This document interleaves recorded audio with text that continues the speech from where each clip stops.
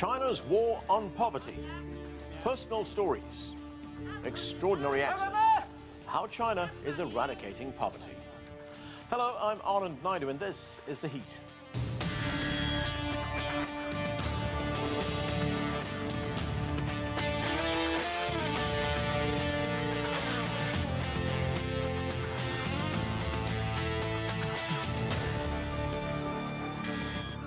Over the last 40 years, China has lifted more than 700 million people out of poverty. And this year, China's President Xi Jinping has set a goal for the country to end extreme poverty. But behind these statistics, there are real people, rural workers struggling for a better life, young women who want a college education, families adjusting to relocation. Longtime China watcher Robert Lawrence Kuhn and award-winning director Peter Getzels got a unique look at how China is accomplishing its poverty eradication mission. They tell that story in the documentary, Voices from the Frontline, China's War on Poverty. Watch this. I've negotiated unprecedented access to travel across China, taking a small international film crew to speak with poor villagers, party cadres, local officials, third-party monitors, those being lifted out of poverty, those assigned to do the lifting, and those recruited to do the checking. These are the people on the front lines of China's war on poverty. And it's my pleasure now to talk with Robert Lawrence Kuhn, the host and writer of China's War on Poverty. He joins us from Los Angeles via Skype. Also joining us is Peter Getzels. He is the director and producer of the documentary, and he joins us via Skype from West Virginia. Welcome to both of you to the show. Pleasure. Nice to be here. Robert, you've been following China's poverty alleviation efforts for decades right now. As I said, it's lifted 700 million Chinese people out of poverty. This documentary is a very personal look. What did you want the documentary to capture about China's war on poverty? I've been working in and with China for more than 30 years. I have focused, as most people know, on Chinese politics, on the extraordinary economic development. My particular interest has been the development of Chinese science and technology. Poverty for the first 30 years of reform and opening up, beginning in 1978, was really not a priority of the Chinese government for the simple reason that economic development was. And the extraordinary lifting out of poverty of, in the first 30 years, some 500–600 million people, came about because of economic development. That the theory that a high tide lifts all boats. If you grow the economy, people will get out of poverty. Migrant workers coming to cities making much more than low wages, but by international standards, but much higher than they made in the farms. And it was an extraordinary success. But here's what happened. Sometime around 10 years ago, and certainly accelerated when President Xi Jinping became senior leader of the country in late 2012 as General Secretary of the CPC, the realization occurred that there were about 100 million Chinese people who, no matter how much the country would continue to develop, no matter how much the GDP per capita would continue to increase, these roughly 100 million people would still remain in poverty no matter what. The reasons were most of them were living in remote mountainous villages. Most had very poor education. Some couldn't even speak Mandarin. They were from different ethnic groups. People were infirm. So this realization that there were 100 million people who would never get out of poverty, and therefore the great vision that China has had for these two centennial goals, as it's described, the first being the moderately prosperous society, Youchange, which will come into fruition this year in 2020, because next year is the 100th anniversary of the Communist Party of China, so that was the symbolic reason. But President Xi recognized that you couldn't claim to have a moderately prosperous society, no matter how big the GDP was, no matter how prominent China was in the world, no matter how high the GDP per capita was, if there was a single person remaining in extreme poverty. How could you? And so, therefore, what he decided to do is to have a targeted poverty alleviation program, which would specifically focus on this 100 million through a whole series of things, and that's what we had the opportunity to follow. All right, let's bring in Peter, the director of the film. Peter, you directed this documentary. You had extraordinary access. You were able to tell the story by meeting people. But I watched the documentary. It's not merely talking heads. Tell us about the style you adopted and what you were trying to achieve. Sure, yeah, that's a really, really important issue. What we were really trying to do is tell the story from the ground up. We really wanted people themselves to be able to express their experience of both being lifted out of poverty and the young cadres going into the field, what they were doing. People at all different levels of the society were all really working hard to develop this project. And the goal really was to see, could we get people themselves to tell the story? We didn't want to create a sort of an ideological sort of journalistic piece. We really wanted to tell a verite or a sort of observational piece that allowed people themselves to express their own experience. And the goal of that was to reach across boundaries. I think that the connection, the emotional connection you have with people, with a woman who wanted a college education and was finding her way into higher education and all, these are the kind of visceral connections that people make, and I think they work very well internationally. And my goal was to get sort of underneath the headlines, underneath the story, and really bring out intrinsically what's going on the ground in people's in the words that people have themselves. Robert, there is a segment in the documentary where we learn that villagers themselves have a say in who makes it out of poverty. It's quite an education. It was for me, certainly. And they do that through something called democratic appraisal meetings. Let's watch. The last step in deciding who is poor and who is not, and who can be said to have been lifted out of poverty, is what is called the democratic appraisal meeting. It's where the villagers themselves get a chance to vote. While officials may not be told the whole truth, the villagers know each other's situations. So, Robert, tell me about the role that villagers actually play in this interaction. And also, we saw a bit of the interaction there in the documentary with officials who were in the village. It's a fascinating tension that exists in the village because, on the one hand, people would like to be raised out of poverty because that gives them a certain status. They're no longer poor. On the other hand, if they're in poverty, they get payments and subsidies.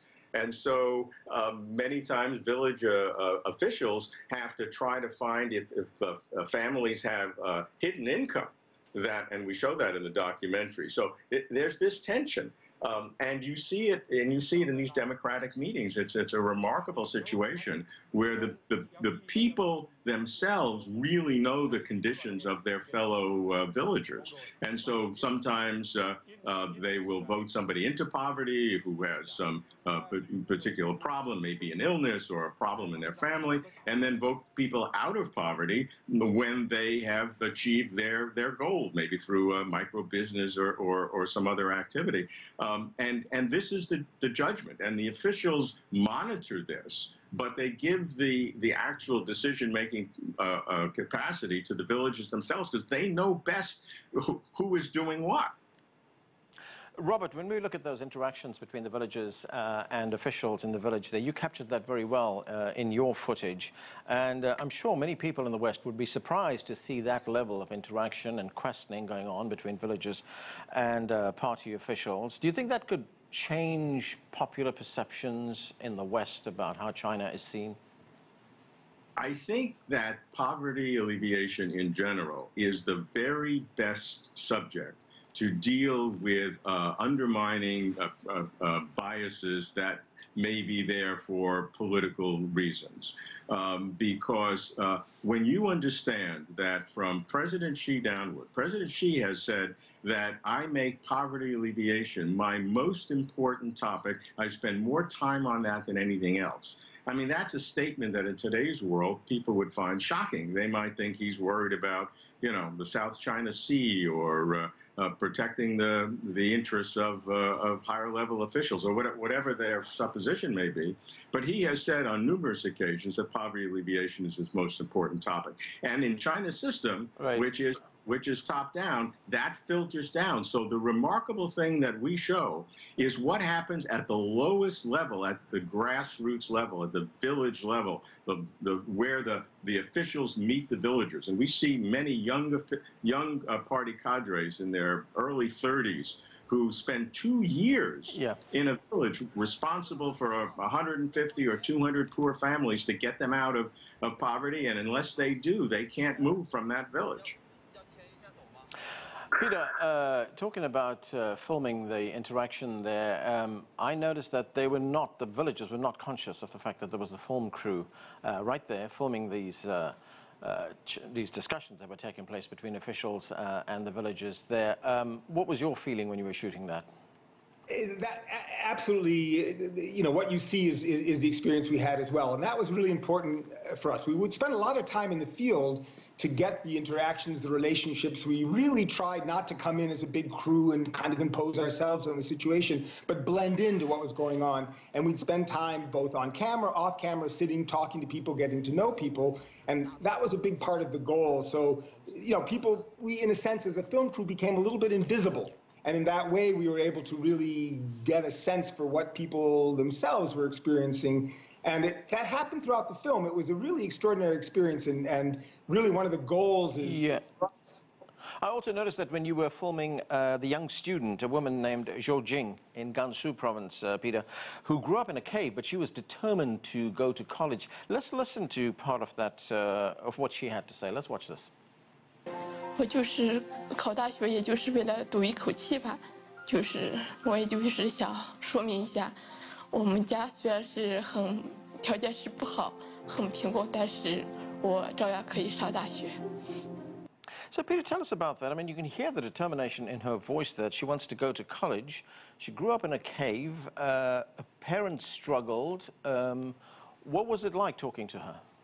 I mean, she's an extraordinary character, and her parents were extraordinary. Her parents invited us into their home, and we spent quite a lot of time, you know, inside her home, really having a chance to get to know them. And she was in college. Most of the time I was filming was in the cave situation with her family, and the crew I was working with, which were very talented from CGTN, spent the time interviewing her. I found that she really resonated a kind of universality that many people could connect to, and I really felt that probably of any of the scenes in the film reached the hearts of our international viewers more than almost any other scene, because you feel, as you said, you feel her determination, you feel the passion she has, and when you contrast her life in the university and college with this cave dwelling that she grew up in, and the openness with which her parents invited us in, I think it's an extraordinary experience. Very few people have been able to kind of witness that juxtaposition. Right, certainly an extraordinary story. Robert, another way of alleviating poverty in China is, of course, relocation. Let's hear you talk about that in the documentary. From these remote mountain hamlets, villagers are being moved to Mingtian community, 70 kilometers away. Although poverty is being fought the world over, there is nothing anywhere like China's relocation of whole villages on a massive national scale. What might sound good in theory might not work well in practice. So I've come here to see how it works on the ground. So, Robert, how successful are these relocation programs? It entails people moving from rural areas to urban areas.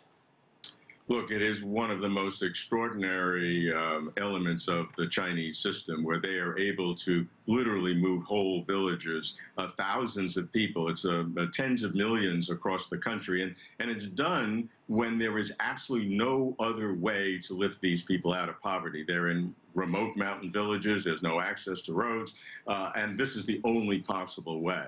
It's just a remarkable situation. Now, there are issues and problems with it. I mean, think of it from the male's point of view, who were the breadwinners in the village. They were the farmers. They had responsibility. They knew what they did. Now they're moving to a city, and although they're promised work and they have some guaranteed income, they're suddenly disenfranchised. They're no longer the same kind of family boss, and they're a little bit disoriented. And so it's challenging for the government to encourage them. We see them with job training. We followed some people learning how to be cooks and chefs. Other people are going into industry. So it is one thing to do this massive social engineering on a huge scale, which is unbelievable. It's another thing, though, to follow the people and to help them adjust to a radically different situation. From our point of view, they're far better off, but from their psychological point of view, it'll take time. Robert, the other thing is that, you know, in the last, I guess, 4 or 5 months, we've had the coronavirus pandemic. How is that impacting this effort to get everyone out of poverty? Of course, when we started the project 4 or 5 years ago and looking at poverty, coronavirus was not on anybody's horizon. And when we finished the film, it was still not here. When the virus hit, it has created a remarkable juxtaposition, because China is determined to eliminate all poverty this year, but the impact of the virus has caused, of course, migrant workers to remain in villages. Villages, when they had their micro businesses, are not able to sell as much because people are not buying. So there's enormous pressure that has occurred. Local officials are focused on the virus. So President Xi has made a commitment that no matter what, everybody has to focus on poverty alleviation, because that was the commitment of the party. What is particularly interesting to me now, looking at international communications, is the fact that China's remarkable containment of the virus, it is not 100%, as we all know, but it has been a remarkable success story with very draconian moves in lockdowns of Hubei province, etc. It is reflective of the system. And so you can understand the way the Chinese system works, with the top-down leadership, with 5 levels of authority, with party secretaries in government at 5 levels of local government, under the central government, provincial, municipal, county, township, and village. And that system, that hierarchical system that has been utilized, which we show how it works in poverty alleviation, is the same system that has been used to contain the coronavirus. And so by understanding those 2 elements, we see coronavirus and what China's done in the news, you see how poverty alleviation works in our documentary, and from that you can infer how the Chinese system works. So we see this documentary, fortuitous or coincidental, coming out now as a vehicle for international audiences to understand how China works. Peter, this documentary is showing on some PBS stations here in the United States, and I have 2 questions, and if you could be brief, I'd really appreciate it. The 2 are, what do you hope American audiences will take away from the documentary? And the second question is, would you be revisiting some of the characters that you profiled in this documentary at some later stage? Yeah, I mean, I really hope that people come to realize the breadth and complexion, the beauty of this activity that's going on, and the earnestness with which it's being conducted.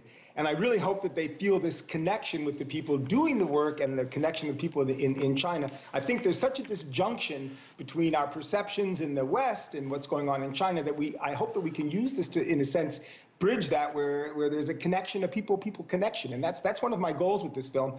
I really, really do want to follow this process through. I would love to see how things turn out with the characters, what happens in the years to come, what keeps people out of poverty, what happens if they do fall back in. I mean, these are really important questions. I think the activity, the endeavor is so significant, and I think, you know, everyone in this world of poverty alleviation can learn a lot from how China has approached this and the earnestness with which they're undertaking this great effort.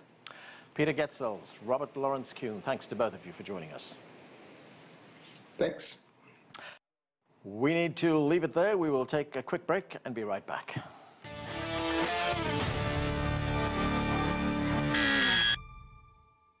In late May, China's lawmakers and political advisors will hold their annual sessions. As the country recovers from COVID-19, what will be the economic growth target?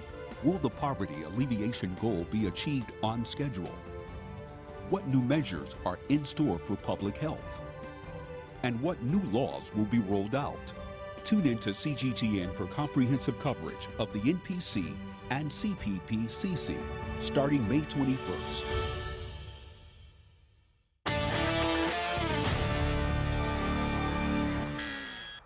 Welcome back to the show. We're talking about China's war on poverty. Well, joining me now via Skype from Beijing is Tang Min. He is Councillor of the State Council, and he's also the Vice Chairperson of Youchange Foundation. And joining us by Skype from Paris is Matteo Marchiso. He is Director of the International Fund for Agricultural Development. Welcome to both of you to the show. Tang Min, let me start with you. China has set a goal of eliminating all poverty by 2020, by the end of this year. Do you think that goal can still be met, or will it be seriously undermined by the coronavirus pandemic that we are going through right now? Yes, I think the goal will be achieved. I give you an example. Now the whole nation's mobilized to help the rural poor because the coronavirus, they're getting a negative impact, right? And for example, I'm personally involved. What we call the using your consumption to help the poor. So every week we have buy some food, right? Instead I go to a supermarket, I'm using e-commerce, directly order the food from the rural area and getting some agricultural products from them. And whole nations doing that, and particularly help those in Hubei, Wuhan area. I think that's helped a lot. The other one, I'm also personally involved. Last night I was still in the meeting. For example, one of the main problems for those rural migrants, they cannot find a job because industry closed and the production reduced. And many people are losing their job. Now, last night we, as an NGO, we discussed with some industries to move their factory to the rural area, create a job. So you can see a lot of efforts making now. I'm sure this year we still have more than half years left. A lot of things can do. Finally, now we only 2%, less than 2% of people below poverty in rural area. With such an effort, I'm sure we can do it by end of this year. Right, let's go to Paris. Matteo, if we look at what China has achieved in its war on poverty, in the context of the global fight against hunger and poverty, how significant is the Chinese experience? Well, good evening. I have to say that China's achievement in terms of poverty reduction are extraordinary, indeed extraordinary. The previous speakers referred to 100 million living in poverty 10 years ago. If we go back 40 years ago, there were more than 800 million people. More than 90% of the population at the time in the country was living in poverty. So in less than 4 decades, China managed to bring more than 800 million people out of poverty. There is no other country in human history that has ever managed to bring such a larger number of people out of poverty in basically two generations. But what is remarkable, in my opinion, and is often overlooked or not given recognition, sufficient recognition, is the fact that poverty reduction has been accompanied by drastic improvement in all dimensions of human development. In 4 decades, life expectancies has increased. Mortality rates are dropped. Compulsory and free education is now implemented nationwide. Malnutrition has dropped. All this is certainly remarkable.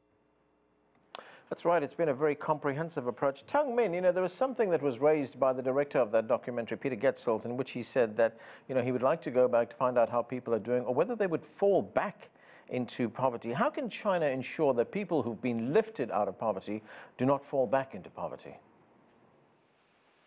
Yes, that's a very tough job. Because people left the poverty, in rural area, they always have disasters or some droughts and problems. It's possible those people will back to poverty. So the government policy is the number one. This current policy and all the poverty measures will continue for 3 years. They have every input from urban to rural and will continue for 3 years. And secondly, we have this called the minimum living standard supporting system. in case the disaster happened in some of the village or some of the place, and we have this minimum living supporting system, and they can provide assist to them. And finally, start from next year, and China will have a new movement, what they call rural revitalization, and that will help the whole rural development, and that will help the poor. Finally, relative poverty. What we said eliminated poverty means we eliminated the absolute poverty, but come to the relative poverty, that will be forever. So the poverty alleviation program for relative poverty will continue. Matteo, is China's approach to fighting poverty unique to China, or is it a strategy or a formula that could be applied in other countries as well? Well, each country is unique. If we consider any country, my own country, Italy, after Second World War, Korea, Mexico, you name it, each country followed a different path of development and poverty reduction. So what are the key distinctive elements of China? First, a series of reform, the introduction of the household responsibility system back in '78, the economic reform and opening up. Second, a multi-sectoral approach to development, which combine investments in the infrastructure sector, in the economic sector, and in social sector, all together, all in parallel. A third, and that was referred by the previous speakers, precise targeting, which allowed the government to understand who the poor were, where they were, and why they were poor. And this allowed the development of specific target solutions. And lastly, but to me more important, is the consistent focus on poverty reduction over time, which started with a vision, which translated into clear objectives, an allocation of adequate resources to achieve that goals, and a clear responsibility and accountability system. Several of these factors are specific to the specific historical and socioeconomic context of China and cannot be reproduced. But others can definitely be, not replicated, but certainly shared and adjusted to the local context. But more than the China, let's say, technical approach to poverty reduction, the most important lessons, in my view, that China can share with the rest of the world is that poverty eradication is possible, it's not an utopia. It can be achieved, and this is probably the strongest message that China can deliver to the rest of the world. Okay, thanks to both of you for being with us. I wish we had time for more, but we have to leave it there. Thank you, and if you would like to see the full documentary, China's War on Poverty, please go to our CGTN website, and if you're living here in the United States, you can also find it on some PBS stations. Thanks for joining us, and thanks for watching.